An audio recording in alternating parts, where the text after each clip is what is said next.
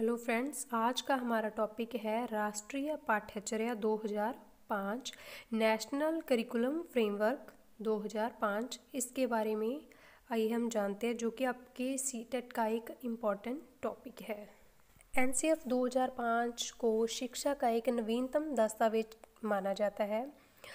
NCF को एक 35 members की एक कमेटी बनी थी, जिसकी अध्यक्षता प्रोफेसर जसपाल ने की थी और जिसके निर्देशक थे कृष्ण कुमार। यह 2004 में बनी थी। एनसीएफ को 2004 में बनाकर तैयार कर लिया गया था और यह आगे 2005 में लागू हुआ। एनसीएफ का जो मेन मोटो है, या हम बोल सकते हैं कि एनसीएफ का एक मुख्य सूत्र है, वो है बिना बोझ के शिक्षा। मतलब बच्चे पर किसी भी तरीके का कोई बर्डन नहीं होना चाहिए, उसे शिक्षा में किसी प्रकार का बोझ न लगे। Learning without burden. एनसीएफ का जो बेस है, जो एनसीएफ का आधार है, वो है सभ्यता एवं प्रगति। यह एक निबंध है जो कि रविंद्रनाथ टैगोर जी के द्वारा लिखा गया था। यह एनसीएफ का राष्ट्रीय पाठ्यचर्या का आपका आधार है। एनसीएफ कंस्ट्रक्टिविज्म पर आधारित है, संरचनात्मकता पर आधारित है। इसके अनुसार बच्चा क्रिएटिव होता है, मतलब बच्चा खुद कुछ क्रिएटिव करे। वह ज्ञान का एक सक्रिय अन्वेषक है, वह कुछ ना कुछ क्रिएटिव करके उसके माध्यम से सीखेगा। एनसीएफ में मुख्य तौर पर 5 सिद्धांत दिए गए हैं। तो इसका जो पहला सिद्धांत है, ज्ञान बाहरी जीवन से जोड़ना। मतलब कि बच्चे को कक्षा में टीचर के द्वारा जो भी ज्ञान दिया जाएगा, उसे जो भी नॉलेज दी जाएगी, उसे उसके बाहरी जीवन के साथ जोड़ा ताकि बच्चा आसानी से सीख सके। और इसका जो दूसरा सिद्धांत है, वो है रटना खत्म।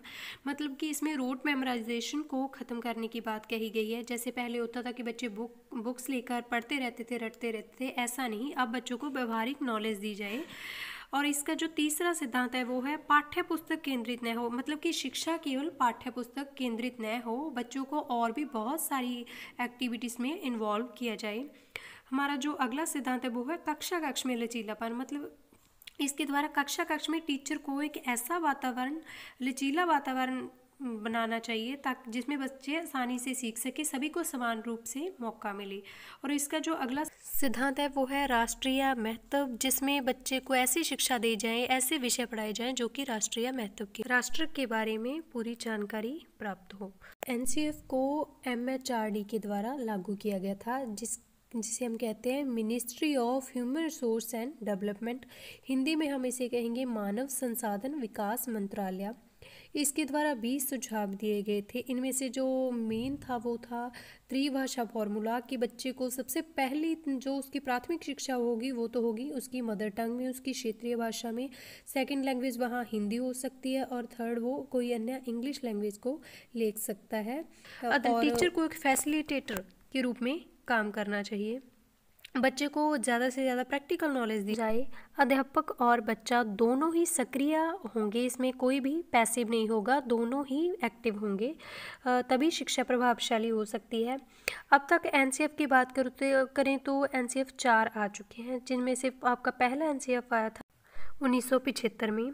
जो आपका दूसरा एनसीएफ आया था, वो था 1988 में। और आपका जो तीसरा एनसीएफ आया था 2000 में। और आपका ये चौथा एनसीएफ है 2005 में।